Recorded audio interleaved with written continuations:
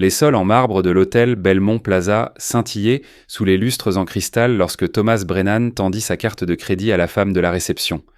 À 38 ans, il attirait toujours les regards, avec ses cheveux noirs et son sourire assuré. La jeune femme, blottie contre son bras, était visiblement impressionnée. « Cet endroit est tout simplement magnifique », murmura Nena. Sa robe bordeaux captait la lumière alors qu'elle se serrait contre lui.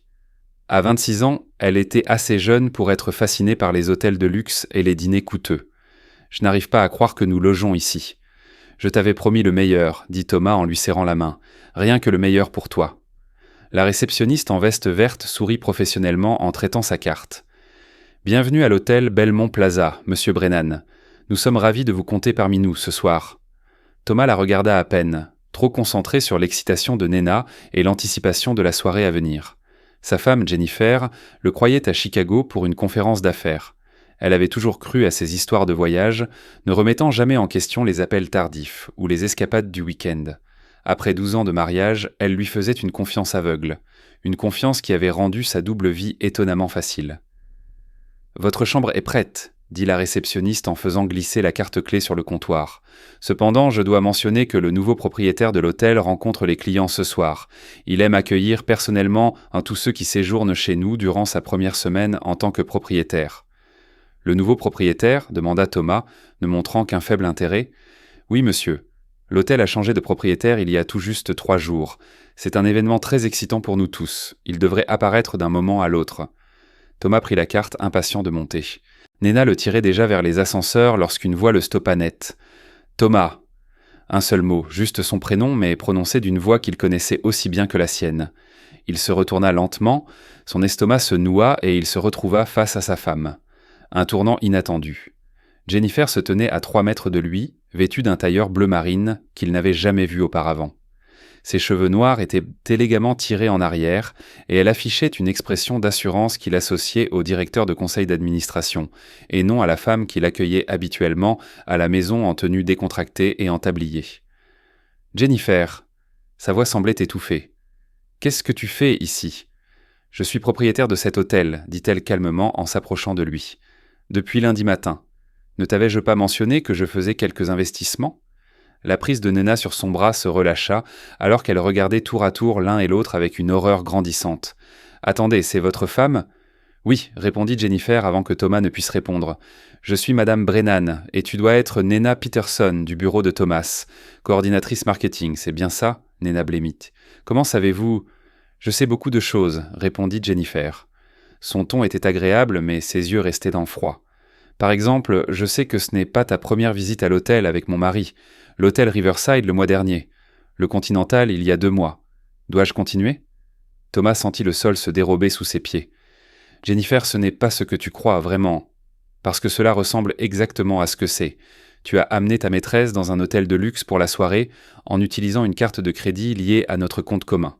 Ce même compte que je surveille depuis 6 mois. » La réceptionniste se figea, ne sachant visiblement pas s'il fallait disparaître ou rester à son poste. Une autre femme en tailleur sombre apparut d'un bureau latéral, observant la scène, les bras croisés et l'air entendu. « Tu m'espionnais ?» exigea Thomas, essayant de reprendre une forme de contrôle. « T'espionner ?» Le rire de Jennifer était cassant. « Thomas, tu n'étais pas discret du tout. Des soirées tardives au bureau que ta secrétaire ne pouvait pas expliquer. Des conférences le week-end dont ton patron n'avait jamais parlé. Des paiements d'hôtel sur notre carte de crédit commune. Je n'avais pas besoin d'espionner, il me suffisait de prêter attention. » Nena s'écarta complètement de Thomas, reculant vers la porte. « Je m'en vais. Je ne veux pas faire partie de ça. »« S'il te plaît, ne pars pas à cause de moi, » dit Jennifer. Sa voix arrêta Nena dans son élan. « En fait, pourquoi ne resterais-tu pas ? La chambre est déjà payée. Profite du spa, commande le service en chambre, utilise les équipements. Considère cela comme une compensation pour ton temps. »« Jennifer, qu'est-ce que tu fais ?» siffla Thomas. « Je fais preuve de générosité, » répondit-elle. « Nena n'a rompu aucun vœu ici. C'est toi qui l'as fait. Elle mérite une bonne soirée, même si toi, tu ne la mérites pas. » Nena les regarda, visiblement déchirée entre l'envie de s'enfuir et la tentation d'une chambre gratuite dans un hôtel de luxe. Finalement, elle arracha la carte des mains de Thomas. « Je suis vraiment désolée, Madame Brennan. Je ne savais vraiment pas qu'il était marié. »« Je te crois, » dit Jennifer, et il y avait une sympathie sincère dans sa voix. « Il ne porte pas son alliance quand il voyage, n'est-ce pas ?» Néna secoua la tête, les larmes aux yeux, et se précipita vers les ascenseurs. Le règlement de compte Thomas la regarda partir, puis se tourna vers sa femme. « Peut-on en parler dans un endroit privé ? » ?»« Bien sûr, mon bureau est juste là. » Jennifer montra la porte latérale où se tenait toujours l'autre femme en tailleur. « Au fait, voici mon avocate, Margaret Chen. Elle a été très utile au cours des derniers mois. » L'avocate hocha froidement la tête vers Thomas. « Monsieur Brennan. » Le bureau de Jennifer était élégant et professionnel, avec un grand bureau et des fenêtres donnant sur la ville. L'avocate les suivit, ferma la porte et s'assit dans un coin avec une mallette en cuir. « Depuis combien de temps le sais-tu » demanda Thomas, trop sous le choc pour penser à autre chose. « Pour Néna spécifiquement ? 2 mois. Pour tes liaisons en général ? Presque 1 an. La première était Stéphanie de la comptabilité, n'est-ce pas ? Puis cette femme que tu as rencontrée à la conférence industrielle. J'ai arrêté de tenir un compte précis après la 4e. » Thomas s'effondra dans un fauteuil. « Si tu le savais depuis 1 an, pourquoi n'as-tu rien dit ? Parce qu'il me fallait du temps pour me préparer, pour tout documenter, pour m'assurer que lorsque je serai prête à mettre fin à ce mariage, je le ferai en position de force. » Jennifer était assise derrière son bureau, l'incarnation de la femme d'affaires accomplie. Pendant que tu étais occupé à me trahir, j'étais occupé à consulter des avocats, spécialisés en divorce, des experts comptables et des conseillers en affaires. De quoi parles-tu ?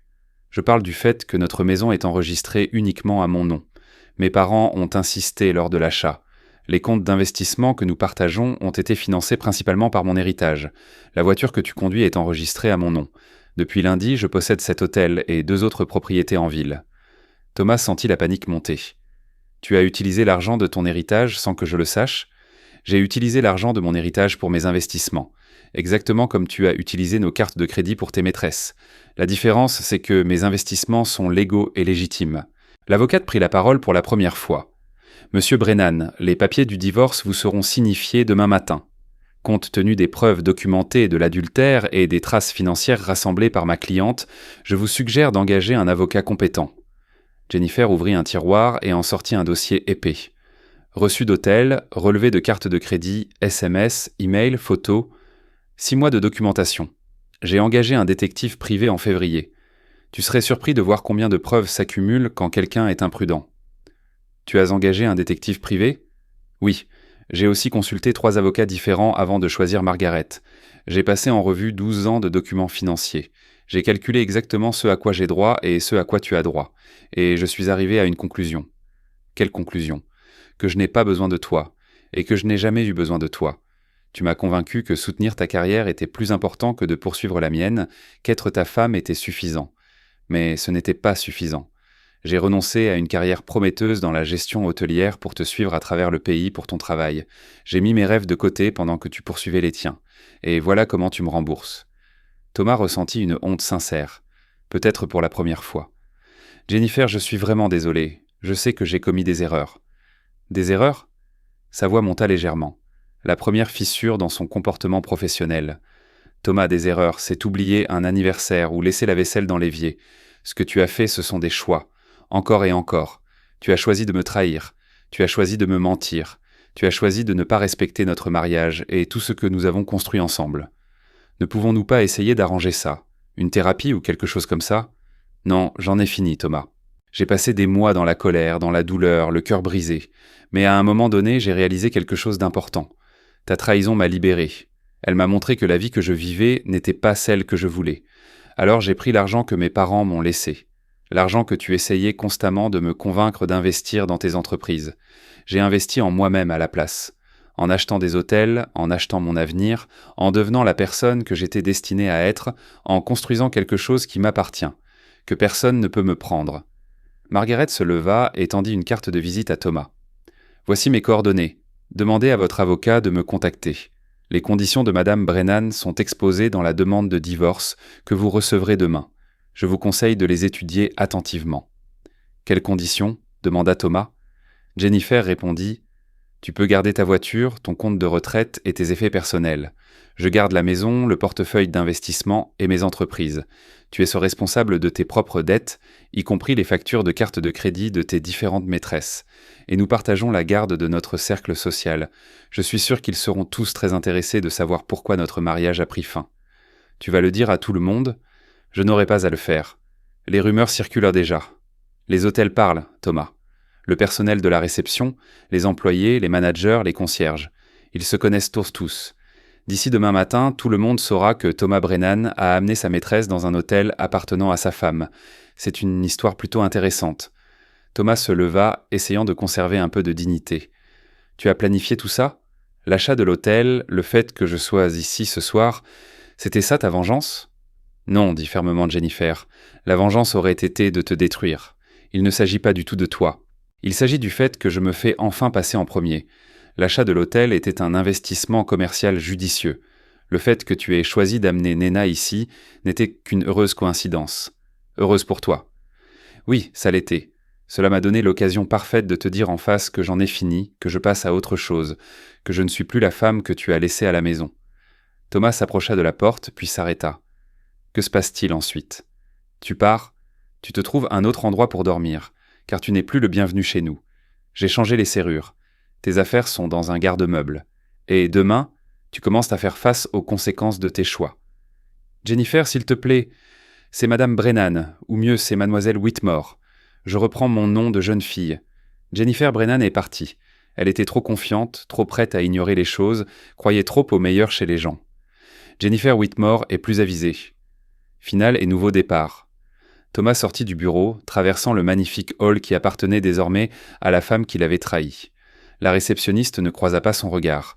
Le portier ouvrit silencieusement la porte. Tout le monde savait. Tous avaient été témoins de son humiliation. Alors qu'il se tenait dans la rue devant l'hôtel Belmont Plaza, son téléphone vibra d'un message de Nena.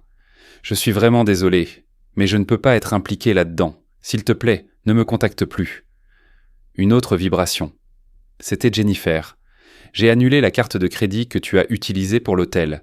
Tu devras trouver ton propre moyen de rentrer. » Thomas resta là, dans l'air du soir, réalisant qu'en 1 heure, il avait perdu sa femme, sa maîtresse, sa maison et sa dignité. Tout cela parce qu'il avait été assez imprudent, assez arrogant pour penser qu'il pouvait s'en tirer en trahissant la seule personne qui avait toujours cru en lui. Jennifer, quant à elle, retourna à son bureau et regarda les lumières de la ville. Margaret était partie pour préparer le dépôt des documents le lendemain. Le personnel de l'hôtel était retourné à ses tâches. La crise était passée. Elle se sentait plus légère qu'elle ne l'avait été depuis des années. Le poids de faire semblant que tout allait bien, d'ignorer l'évidence, de vivre dans le mensonge, tout cela avait disparu. Elle était libre. Libre de construire la vie qu'elle voulait, de poursuivre les rêves qu'elle avait mis de côté, d'être la personne qu'elle avait toujours été destinée à devenir. Son téléphone sonna. Son partenaire commercial appelait avec des nouvelles d'une 4e propriété qui venait de se libérer. Jennifer sourit et répondit « Raconte-moi tout ».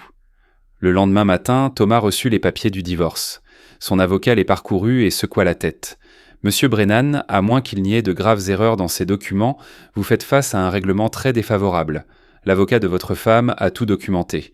L'adultère en soi vous nuirait au tribunal, mais combiné aux documents financiers montrant des fonds conjugaux dépensés pour des liaisons, au contrat de mariage que vous avez signé, et au fait que la plupart de vos actifs conjugaux sont à son nom, vous avez très peu de levier. Il doit bien y avoir quelque chose à faire. Nous pouvons nous battre, mais ce sera coûteux, public, et vous perdrez probablement. Mon conseil, acceptez les conditions et passez à autre chose. » Thomas pensa à se battre, à rendre la vie de Jennifer difficile, tout comme elle avait rendu la sienne difficile. Mais ensuite, il pensa à la documentation qu'elle avait, aux preuves qui deviendraient en public, à l'humiliation qui s'ensuivrait. Son travail, sa réputation, sa position dans la société, tout serait détruit. Il signa les papiers. 6 mois plus tard, Jennifer se tenait à l'inauguration de sa 4e propriété. L'hôtel Belmont Plaza était devenu le joyau de sa petite empire, connu pour son élégance et sa discrétion. Elle avait embauché Nena en tant que directrice marketing, donnant à la jeune femme l'occasion de reconstruire sa carrière et son estime de soi. « Vous n'étiez pas obligé de faire ça », avait dit Nena lorsque Jennifer lui avait proposé le poste. « Tu étais une victime toi aussi », avait répondu Jennifer. « Et tu es douée dans ce que tu fais. Je crois aux secondes chances. Juste pas pour les gens qui les gâchent encore et encore. » Maintenant, alors que Jennifer coupait le ruban du nouvel établissement, entourée d'employés, d'investisseurs et de la presse, elle pensait à la femme qu'elle était avant. Celle qui faisait confiance trop facilement et croyait trop volontiers. Cette femme était partie, mais elle n'avait pas été remplacée par quelqu'un d'amer ou de brisé. Au lieu de cela, Jennifer Whitmore était confiante, prospère et sincèrement heureuse. Elle avait construit quelque chose de réel sur les cendres de son mariage. Elle avait transformé la trahison en opportunité. Parfois, tard dans la nuit, elle repensait à cette soirée dans le hall de l'hôtel quand Thomas était entré avec Nena. Le choc sur son visage. Le moment où il avait réalisé qu'il était pris. Elle n'y pensait pas avec satisfaction ou esprit de vengeance. Elle y pensait comme au moment où tout avait changé. Le moment où elle avait cessé d'être la femme de quelqu'un pour redevenir elle-même. Cela valait plus que n'importe quelle vengeance. Si cette histoire vous a touché, s'il vous plaît, aimez, partagez et abonnez-vous pour plus d'histoires sur la façon de trouver de la force dans les moments difficiles et de se choisir soi-même quand d'autres ont choisi de vous blesser. Écrivez dans les commentaires un moment où vous avez découvert que vous étiez plus fort que vous ne le pensiez. Votre histoire pourrait aider quelqu'un d'autre à trouver son courage.